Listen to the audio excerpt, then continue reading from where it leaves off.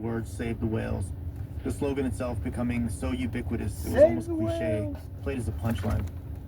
There were Save the Whales marches and rallies across the world, and Dave was there for all of them. Most importantly, he was there in 1982, a pivotal moment in his career, when the International Whaling Commission caved to the pressure and voted to impose a worldwide moratorium on commercial whaling. They'd done it. They'd saved the whales from what many felt was their almost certain extinction. So Dave learned two things. One, to succeed, your message had to be everywhere. If your slogan becomes a joke, so be it. At least people are hearing the message. And two, whales are magic. It's that simple. They're just one of those species that people fall in love with. Magic. A decade later, in the 90s, Dave's still in the environmental movement, still advocating for wild whales and attending meetings. And it's at one of these meetings in Glasgow when he gets a call. He's out to dinner with a few colleagues when somebody comes up to the table and says, "Is Mr. Phillips here? We have a call for you. Mr. Donner is calling." And I'm like, oh my goodness, this is Dick Donner calling from Hollywood. Like, what is, and there's Dick, and he's like all in a flutter. I haven't introduced you to Dick Donner yet, but I did mention his wife, Lauren Schuler Donner. Together, they were a legit Hollywood power couple, producing or directing blockbusters like The Goonies and Superman. Dick has since passed away, but Lauren told me that they both were self-proclaimed animal lunatics. David actually worked with the couple before. They asked him to consult on a few lines of pro-dolphin dialogue in the buddy cop movie Lethal Weapon 2. Hey, what's that you're eating, Dad? I my tuna fish sandwich. Tuna? Daddy, you can't eat tuna. I can't eat what? That killed Flipper. We're boycotting tuna, honey, because they kill the dolphins that get caught in the nets. Only albacore. It was small, barely a scene, but Dick felt good about it. And now he had something bigger. Funny is I remember Free listening Will, to all this a in movie he and Lauren TV. were putting together. And Dick wanted Dave's help. We had And 3 he's channels, like, 6, 8. you know, this movie is going to be big. He's like, it's going to be a great movie. And I'm doing this because I want to make a difference for whales. And I want to know, are you in? The whaling ban Dave had fought for all those years ago protected whales from commercial slaughter, but some species were still captured or killed on a smaller scale. I got it, but I The way didn't Dave get it saw when it it, was really Dick and close. Lauren were offering him an opportunity to finish the job he'd started all those years ago. A chance to save the rest of the whales. Dave and the producers started with something simple, an 800 number that would pop up on the screen at the end of the movie credits. The idea was that people would call, leave their address, and Dave's organization, Earth Island Institute, would send them a packet of information about the plight of whales across the world, how they could help. The kit was like steps you can take, like go watch whales in the wild instead of going to watch them in captivity, and put pressure on the International Whaling Commission to stop killing whales. Nothing too elaborate. You called the number, you got a kit. But fast forward a year, and once the movie was released and word got out that the star of Free Willy was sick and still living in a tiny pool in Mexico, well, calling an 800 number and getting a kit just didn't feel like enough. Dave remembers Dick phoning him up again and saying, "We're being crucified down here. You've got to help us." Now Dick was proposing something far more ambitious, something that honestly sounded a little nuts. He said, you've got to get involved in saving Keiko. Rescuing Keiko from his life in captivity and releasing him back into the ocean, like in the movie. Did you immediately say, like, this is something I can do, or were you like, this man is crazy? I was like, it was just dizzying, because I'm starting to think, wait, how does this even work? What fans of the movie wanted was to see their favorite celebrity orca back in the ocean, but that wasn't so simple. First off, nothing quite this ambitious had ever been attempted. True, other captive marine mammals had been released to the wild, but they hadn't been in captivity nearly as long as Keiko. So, saving Keiko would require an extraordinary effort. Dick Donner wanted Dave to do it, but this wasn't exactly Dave's specialty. His whole career had been focused on big, huge problems, protecting the ocean and saving wild whales, plural. What Dick was proposing in response to the public outcry around the movie was much narrower in scope, saving the whale, singular. Dave remembers telling Dick Donner essentially, "Thanks, but I'm not the right guy for this job." But it seems Dick wouldn't take no for an answer. He was like, nobody else can do this. You have to do this. You've got to do this. The kids are depending on it. Everybody's depending on it. You've got to do this. Will you try? And you know, there was something about this that resonated. Think of it this way. If you're Dave or an environmentalist of his generation, crazy doesn't necessarily mean impossible. Just a few years before, in 1990, an estimated 200 million people took part in Earth Day celebrations, the most ever by far. This is the decade of the Earth Summit in Rio, the Kyoto Protocol, big coordinated global actions to combat climate change and environmental damage. In 1985, scientists announced they discovered a hole in the ozone layer, and by the 90s, an international treaty was in place to ban some of the chemicals thought to have created it. And it seemed to work. The ozone layer began to heal itself. That's the moment we're in, the moment Dave's in. And so, sure, saving Keiko sounds a bit nutty. This is really interesting But stuff. maybe if you've seen what he's seen, that sort of thing doesn't scare you. So Dave said, okay, I'll check it out. I'll fly down to Mexico City and meet Keiko. He was, if not hopeful, intrigued, until he got there and realized this is a terrible idea.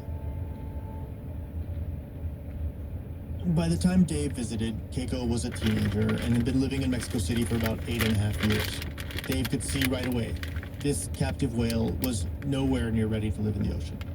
A wild orca can swim over 100 miles a day. Keiko was basically the aquatic equivalent of a couch potato. First time I ever went to Mexico to see Keiko, I was completely freaked out.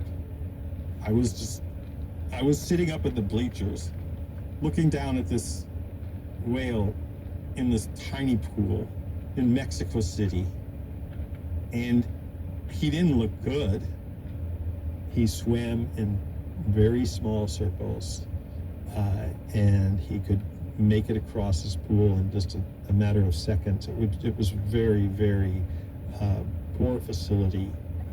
I almost started crying, really, to tell you the truth. I was just hit by it, saying, this just can't work.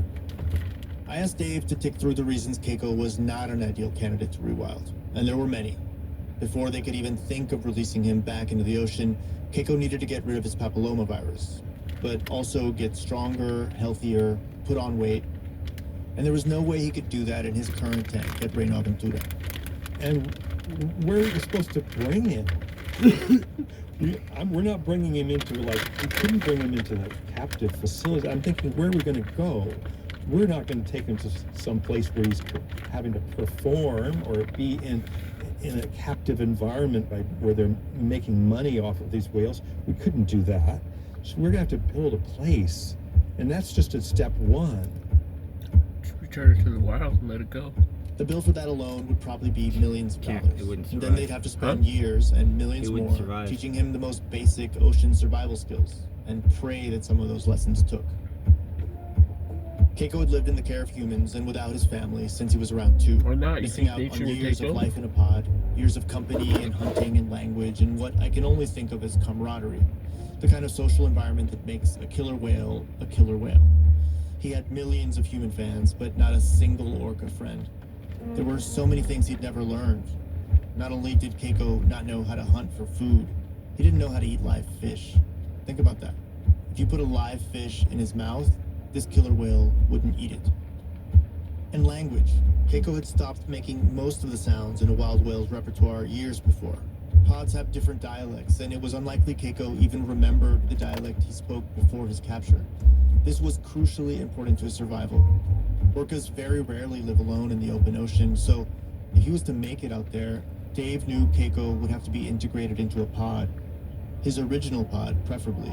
But if he didn't speak their language, that was going to be difficult. And then there was the small detail that no one knew for certain which pod that might be, or where to find them. Somewhere in the North Atlantic, near Iceland, presumably. How are we going to get him back to Iceland? It's a whaling nation. Are you kidding me? Well, we're going to go over to Iceland and convince them that we want to bring back this whale because the world wants to save him? Did you do like a back of the envelope, sort of like, what's this going to cost thing, like on the plane back? Yeah, exactly. Before even while I was down there and on the way back, I lined it out. I was way over $10 million. And I was like, at that point, I pretty much just stashed it back in my pack saying, I don't know about this. It's just, I don't, you know, we're not used to things with 6 figures behind it. I can see about like 10 impossible steps here. So 10 impossible steps, at least. But let's be real. For Dave, it was also one giant opportunity. Up until this point, Dave had been thinking about Keiko the way everyone in the world was thinking about Keiko, as one individual killer whale in need of saving. But what if he allowed himself to see it differently? He'd experienced firsthand the hold that whales had over people at anti-whaling marches across the world. He'd seen the power that media campaigns could wield with the Save the Whales movement. This could be something much bigger. What if Keiko, the individual, could become Keiko, the symbol? What if you could use Keiko to tell a story about the ocean itself? You talk about trying to protect all the oceans and that those are the big issues, those are the big, huge, unsolvable problems, global warming, etc. But they're so diffuse. People can't see acidification rising in the oceans. They can't see the coral reefs dying out most of the time. They're not seeing it. There's nothing, it's too broad to say the oceans are dying. There are no grab points. There are no things to manifest what's at risk. But whales are one of the things that is just so otherworldly, so majestic, just incredibly, amazingly intelligent, social, powerful, and that means something. It hits people in a different way than talking about the threats to the ocean ecosystems. And then that's what got me over my own view that this is only one whale. It's like, yeah, he's one whale, but it's going to be the most famous, or could be the most famous whale in the world. It's probably gonna die before it ever gets released. It's gonna die before it gets released, or it's gonna get eaten. So he set aside his doubts and decided that yes, Run as over absurd by a as it boat. sounded, he was all in.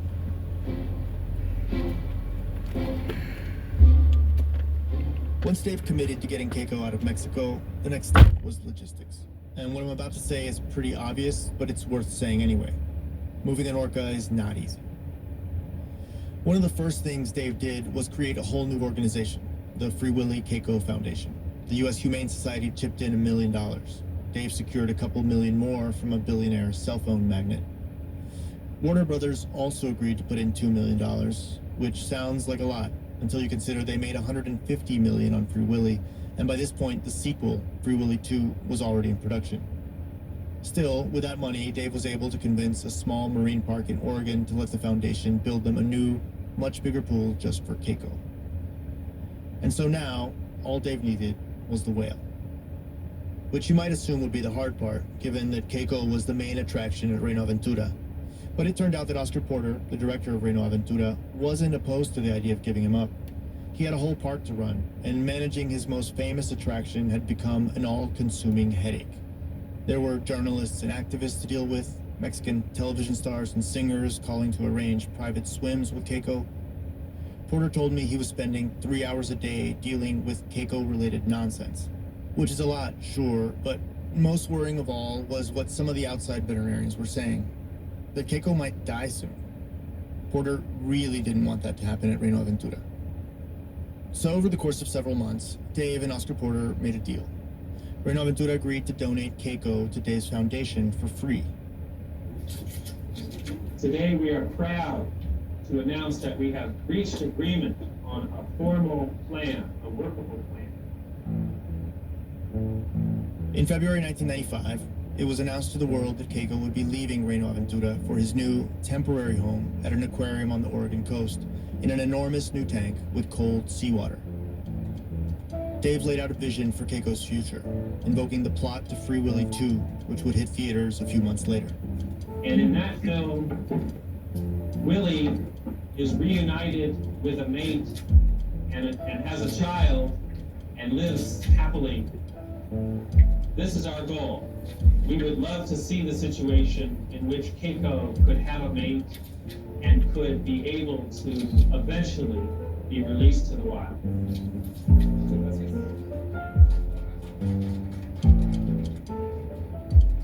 Rescue, rehab, release.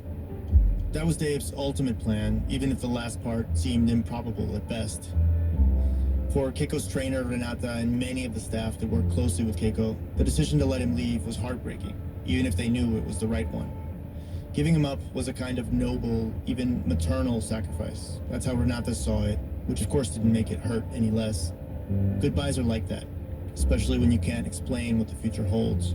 You feel guilty, like you're betraying a friend. And across Mexico, a lot of people were feeling this way. They wanted him to stay, they wished he could stay, but letting him go was a sacrifice they were willing to make because they loved him, and they wanted what was best for him.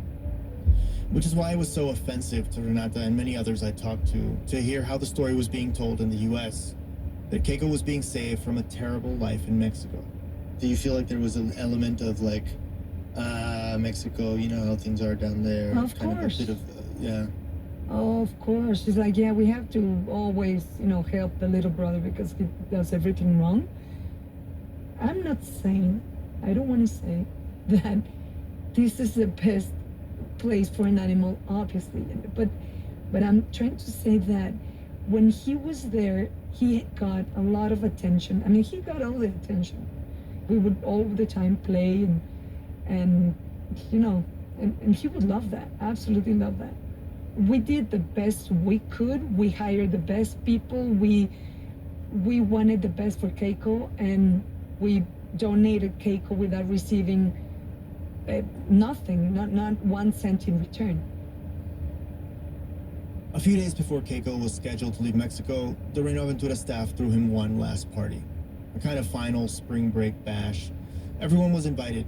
Current trainers, former staff, all of Keiko's friends, his extended human pod.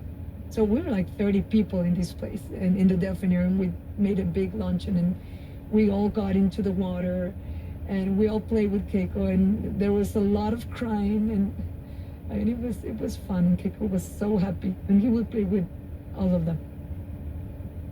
Wait a second, so you're telling me, Renata, that like 30 people got in the pool with Keiko at the same time to play? Yes. Yeah, I mean, you would never get this in Can you give me some more bleach, please? SeaWorld or Marineland or any other aquarium in the world. Huh? If you tell this to a veterinarian from these, huge aquariums, they would tell you that, I mean, that's not a good idea because the animal gets stressed or, I don't know what would they say, but he was so happy. He was so happy. Put this on just in case my On pants fall January down. 6, 1996, it was time for Keiko to go. I think They decided to I move figured into the out middle these of the night ties. I for don't a need few another reasons. belt. To Really. avoid the heat and the traffic, but also the crowds that were sure to want to say They their stayed up goodbyes. the whole time so far. I've hiked all over Moving the place. any object as big as a killer whale Chased is after an the cats engineering and problem. But cooked when the that meal object and is a living thing, there's an everything added else. complication. Getting Keiko out of Reino Aventura and onto a plane would depend in no small measure on the cooperation of Keiko himself, and that required Glad you're training. home. I missed you. For months, they'd worked on it with him.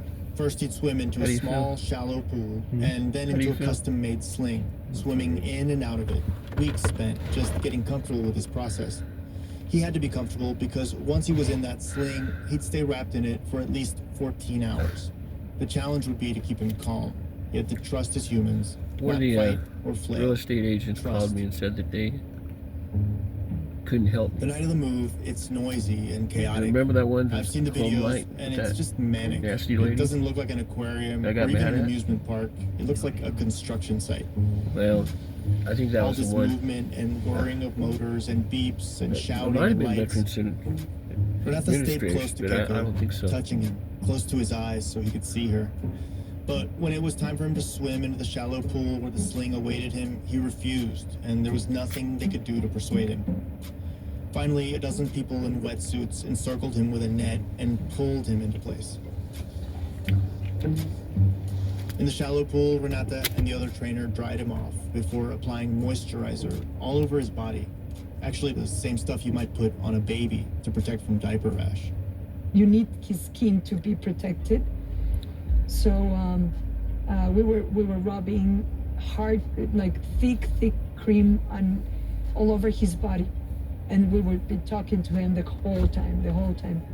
But But I was like just thinking about him and how nervous he was getting. So he started, like crying a little bit because he was nervous, and everybody was so nervous, and you can transfer that to Keiko, obviously. So there are, moments where you just hoping that he just relaxes. Once Keiko was in the sling, it was attached to a crane that lifted him out of the pool and placed him in a shipping container filled with 3,000 pounds of freshwater ice. The container sat on the back of a tractor trailer, ready for the hour or so drive across the city to the airport. Once there, it would be loaded onto a giant cargo plane. David convinced UPS to deliver Keiko to Oregon for free. When the caravan finally left, there were crowds, more than they'd expected. Ordinary people who loved this killer whale, whole families, children who dragged their parents out in the middle of the night to say goodbye, all gathered just outside the gates of the Reino Aventura parking lot. So many that police had to move them just so the caravan could pass. And they soon discovered it wasn't just at the gates that the crowds had gathered, it was everywhere. I've talked to a lot of people who were there that night, lining the streets, desperate to say their farewells. One person told me the only thing he could compare it to was the time the Pope visited Mexico City. The route to the airport was supposed to be secret, but that's not how it worked out. Reporters kept the city abreast of the caravan's progress. There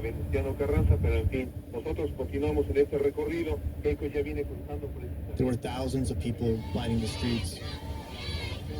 Boys in their pajamas carrying handwritten signs, and girls in pigtails carrying Mexican flags, teens shouting and calling Keiko's name. You have to wonder if the whale could hear them chanting, que se quede, he should stay, he should stay.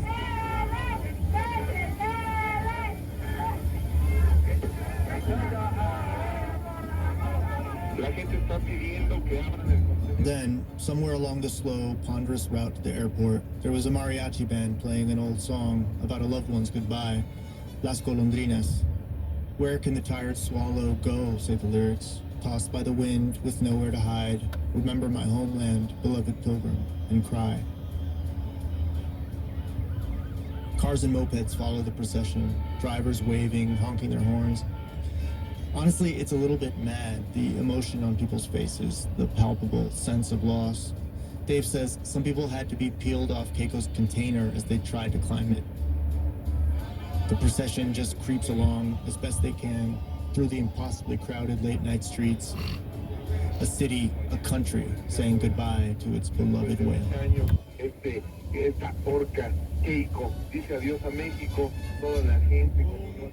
The plane crashes on the way to California and Oregon. We would see Why are they dropping all off in these Oregon? people on the They built a in the big ass street with giant tank signs. for it, so they can I rehabilitate just want to him. cry just to remember about it. He's like gets a people couple waving thousand pounds and underweight, crying and he's got some and kind of weird screaming, infection. Like, goodbye. It was so emotional. I was sad and happy at the same time because we're all doing this because we hope he's gonna be okay. But it was for Mexicans to say goodbye to the only, obviously, orca that they would ever have.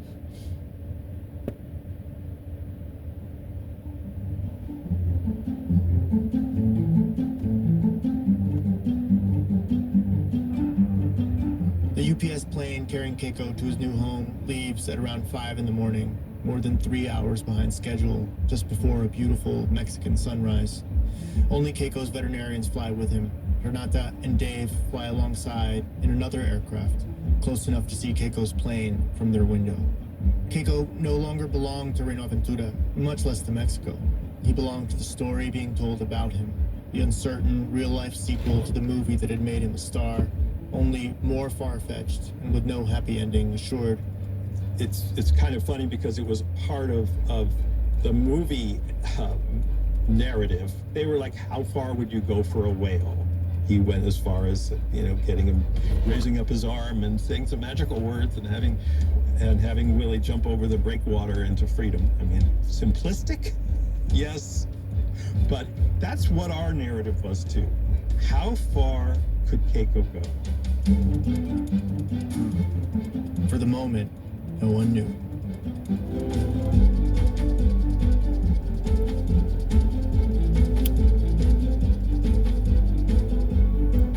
out of Mexico City, right? Danielle Alarcon, the host of the new podcast series, The Good Way Out. Of course, as the story unfolds, we'll hear exactly how far they go to help Keiko. The series is produced by Serial Productions and the New York Times. You can hear episode 2 right now, wherever you get your podcasts. The New York Times subscribers can hear the entire series right now, including episode 5, which is the episode that is a musical, You're like an smoking weed old out of a school pipe. We musical used to from smoke Keiko's point of view. weed out of rolling The paper. songwriters who did La La Land Roll and Dear paper Evan up in it. Hansen, Vince Pasek and Justin Paw, sung by Jordan Fisher and other actual Broadway stars. Danielle also did a Spanish language version of episode 1 that you can hear on Radio Andalante. Coming up, some other animals get thrown into show business, and they don't seem to be so crazy about it. That's in a minute. What? From Chicago Public Radio, when our program Are you talking continues. about smoking a joint? Yeah.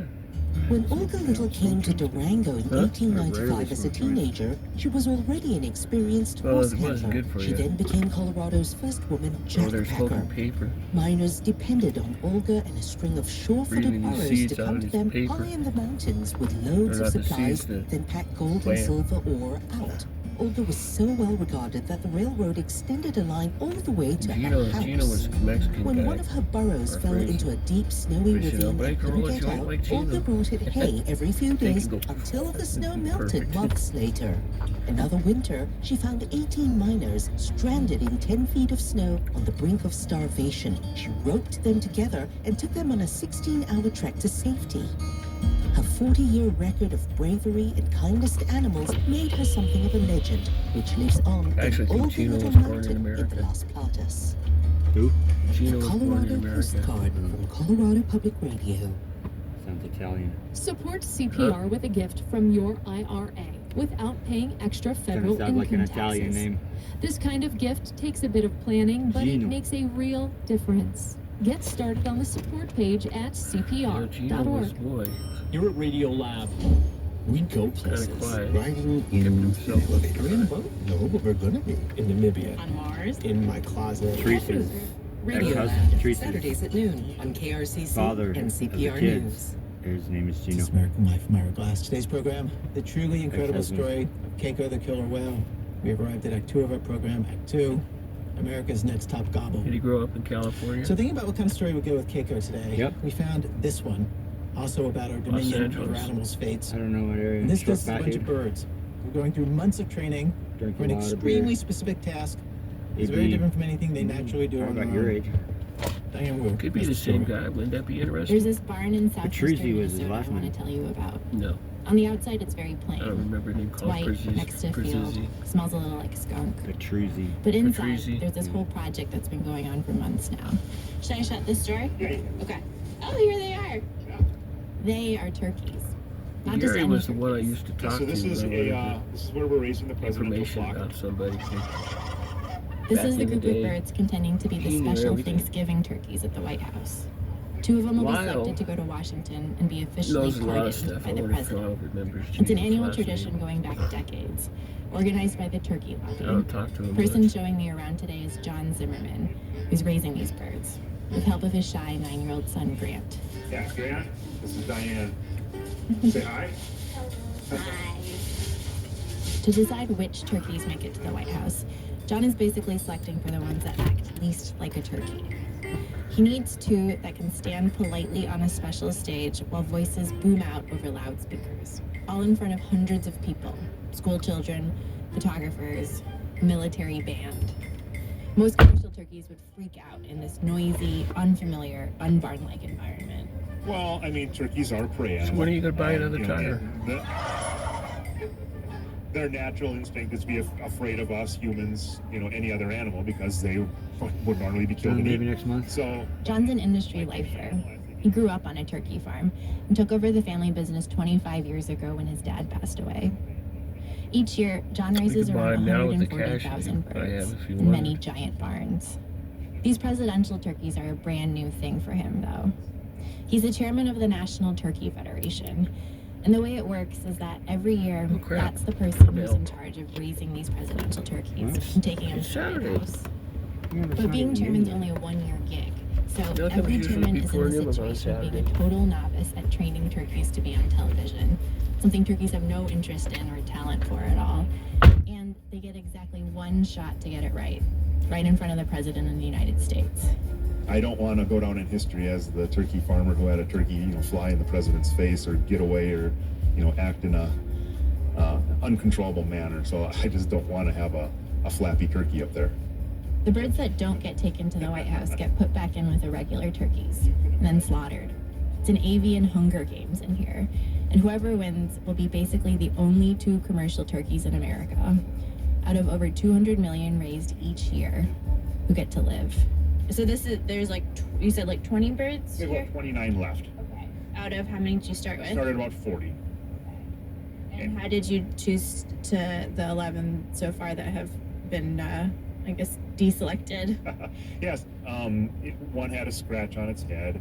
One was kind of flighty, I'll say. When we tried to pick it up, it just didn't want to have anything to do with it. So, if they weren't as docile as others, we took some out of that. One was a hen. So when we got them from the hatchery, we wanted all males. Obviously, they missed one, so one was a hen. So obviously, she wasn't going to go. Apparently, female turkeys share the same problem as female women in this country, in terms of getting to the White House. The males are the only ones anyone considers because they strut, which in a turkey means they puff up their chests, their snoods and wattles turn bright red, and their tail feathers spread out like a peacock's. By the way, I was surprised to see that all of these turkeys are white, not brown. John tells me it's because brown feathers left dark spots in the skin, which people didn't like. He points over at a turkey with big snood energy. He's starting full bore. He's very dark red on his neck. He's the picturesque Thanksgiving bird right there. This kind of strut is exactly what John is hoping 2 exceptional turkeys can bring to the White House.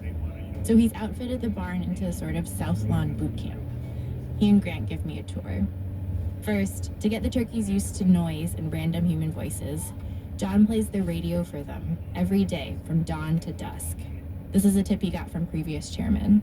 Alexa, play Power 96 radio. Power 96.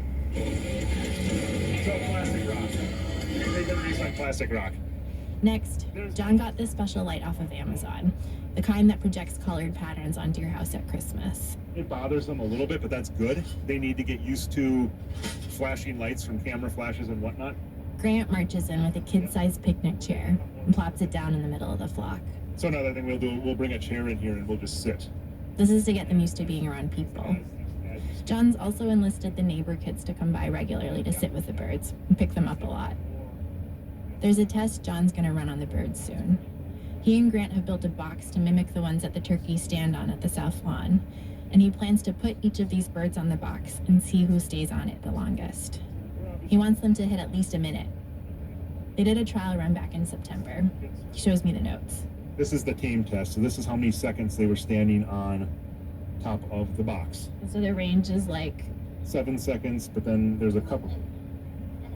2 minutes. Could you do a little demo of that? John goes to get a turkey, and Grant explains how his dad picks it up. So you grab the legs, put its belly on the ground, and then put your other hand under its belly.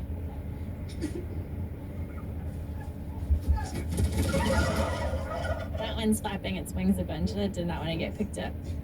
He's getting poor grade. We'll give him a shot here. Okay, and you set it down. And now the hope would be that he would just Stand and do nothing. Just hi, people. What's he doing? He's behaving pretty well. He's not comfortable. It would be nice if he would just stand here and strut, but he's obviously a little concerned. We watch the bird hunch, kind of nervously, for 48 seconds. He doesn't strut. The perfect bird would just want to stand here. The whole time I'm talking to John, Grant is quietly running around us, inventing chores for himself. He brings in a pumpkin, feeds it to the turkeys, tries to turn on the Christmas lights, keeps picking up different birds, gets a random medal and puts it on one of them, climbs up onto the makeshift stage and squats down, posing as a turkey. I get the feeling that he really wants to show me all of this. He's excited to share his turkey project, but is too shy to say much or directly get my attention. John's going to be bringing Grant to the White House too, later this month. My son is 9 going on 10, at a shy age, and I expect him to be standing up there with me in front of the cameras, and it is a little bit disconcerting or overwhelming to him. I don't think he's quite aware of what this experience is going to be, so we're training the turkeys, but we're also, in a way, educating and training my son to be part of this event. Part of that training is watching past naming ceremonies on YouTube together. Part of it is getting him to talk to strangers like me. Just getting him used to interacting with adults, because he's a 9-year-old boy, and that's not their favorite thing to do always. So. Have you been practicing at all, Grant, for the White House ceremony, or thinking about how that'll go for you? Not really.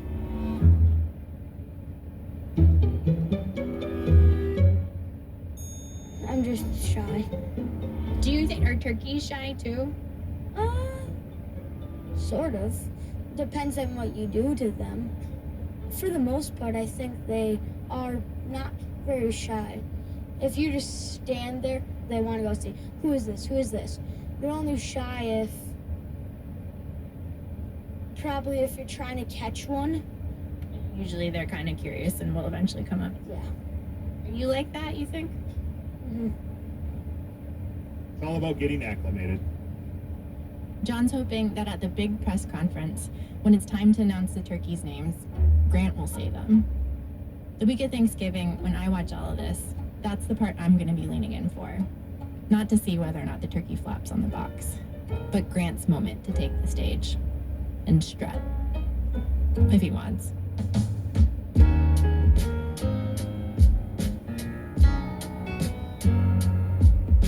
Diane Wu is one of the producers of our show.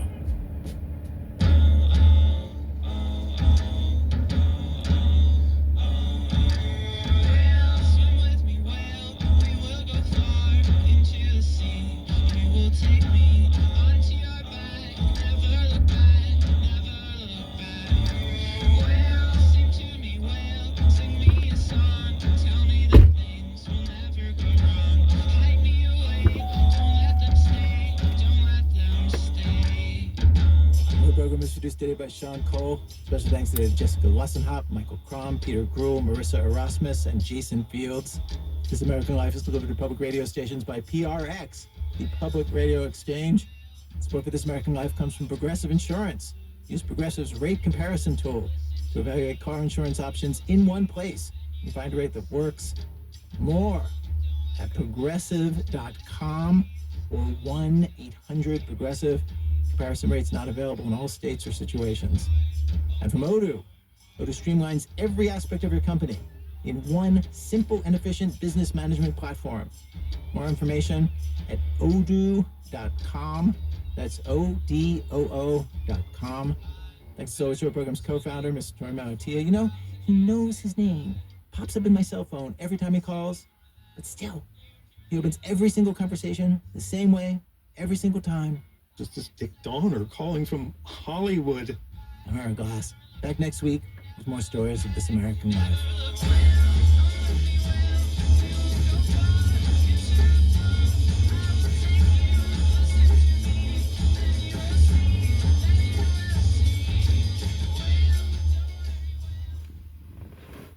This is CPR News, 89.5 FM KPRN Grand Junction, 88.3 FM KPRH Montrose, 88.3 FM KPYR Craig, and at CPR.org.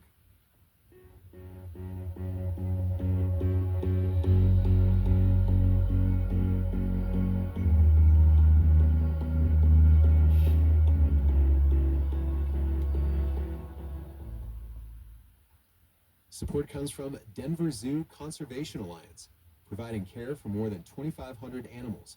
Learn more about donating this Colorado Gives Day at coloradogivesday.org/organization/Denver Zoo.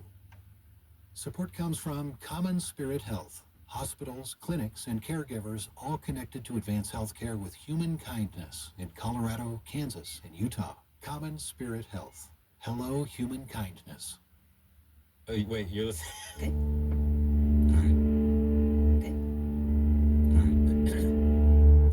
Listening to Radio Lab. Radio Lab. From WNYC. Yeah. Hey, I'm Latif Nasser. This is Radio Lab. Okay, you ready? Yeah. Very. So, for a lot of people, the years of the pandemic sort of blur together. And for a while, I kept wondering which was worse. 2020 or 2021?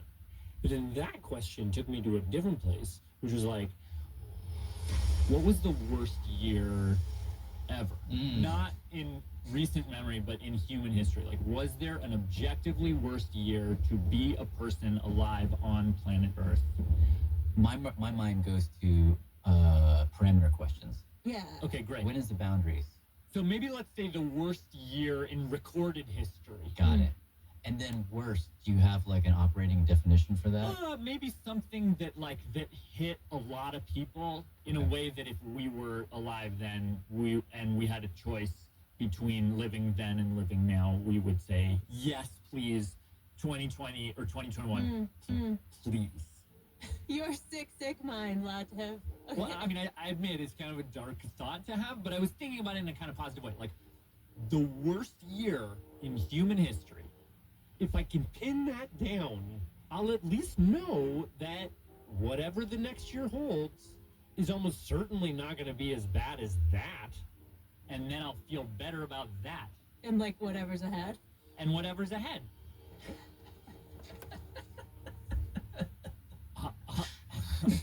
Sorry. So fully embracing the suck is 2020 and 2021.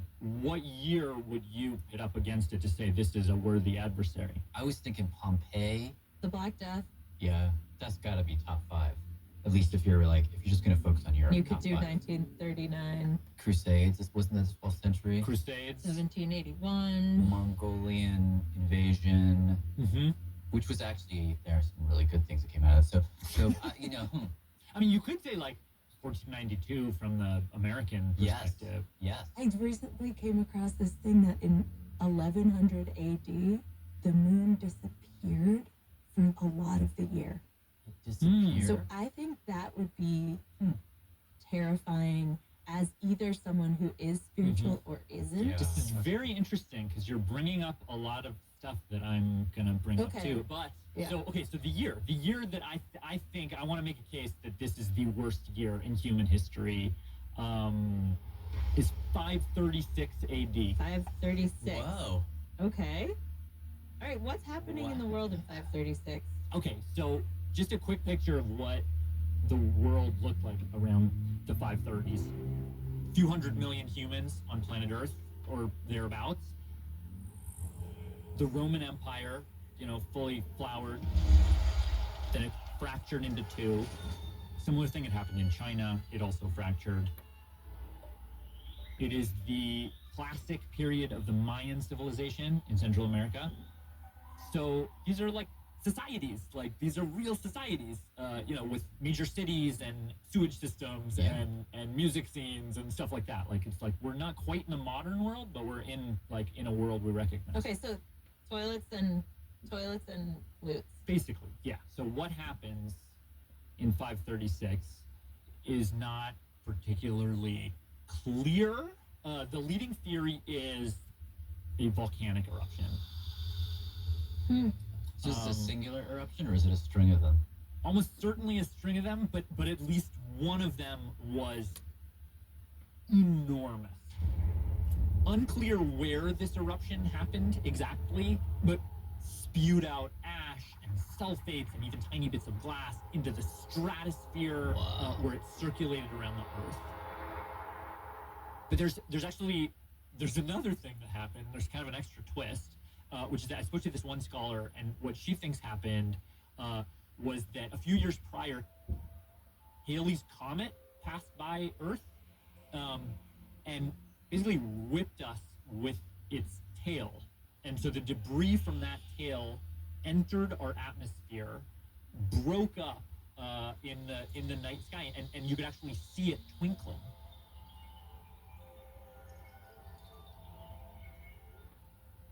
Can you imagine if the two things were separate events but happened on the same day? That would be crazy. That would be amazing. Or it could have been something completely different that triggered all of this. But this is like best guesses. So whether it was the volcanic sort of plume or whether it was the comet debris, it creates this thing they call a dust veil over the Earth. And that triggers other strange regional weather patterns, including dust storms, which cause even more dust. So in November and December of 536 in the Chinese city of Nanjing, there's a report from the city that said, quote, yellow dust rained down like snow. It could be scooped up in handfuls. Wow. And that lasts from February 536 to June 537. So a year and a half, basically solid winter. Oh, That's Game of Thrones right there. Yeah, it's basically the coldest decade in the last 2,000 years.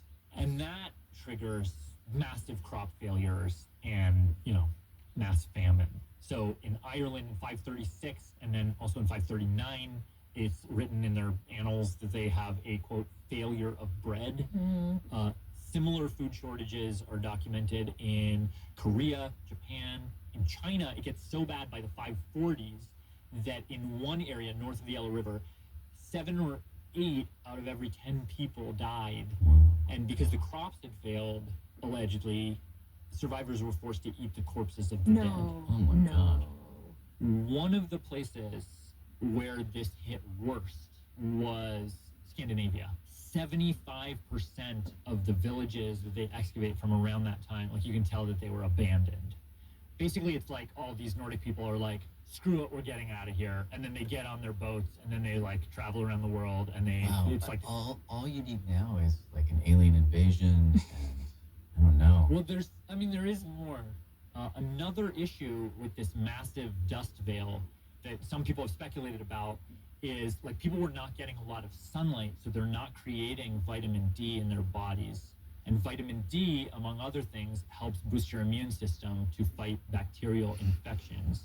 And also you can imagine there are all these farms and fields with crops, the plants are dying, the rats in the field and the other animals that are living out there start coming to where the people have, stores of grain or rice or whatever, and that's near where people are living. So now you have people who are hungry, Weaker immune system. possibly immune sort of compromised, meeting these filthy, desperate animals like rats who are carrying microscopic friends.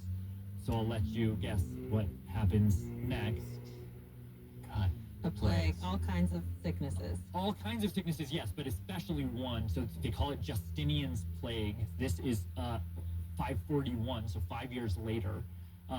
This plague spreads basically across all of Europe. It's commonly estimated to have killed tens of millions of people. I'm trying to sort of construct a composite reality from all of these things. I mean, it must have been cold as hell. There's rats and bacteria. Yeah. So these two geoscientists, Stuthers and Rampino, they basically like comb through all of like anything written around that time all over the world to try to find like who talked about this and what did they say. And here's some of what they found. So this is a guy from Italy, statesman-y type person, Cassiodorus senator. He says, the sun seems to have lost its wonted light and appears of a bluish color. We marvel to see no shadows of our bodies at noon. The moon, too, even when its orb is full, is empty of its natural splendor. We've had a spring without mildness and a summer without heat. Wow. That is bad. Yeah, that's bad. Right? And so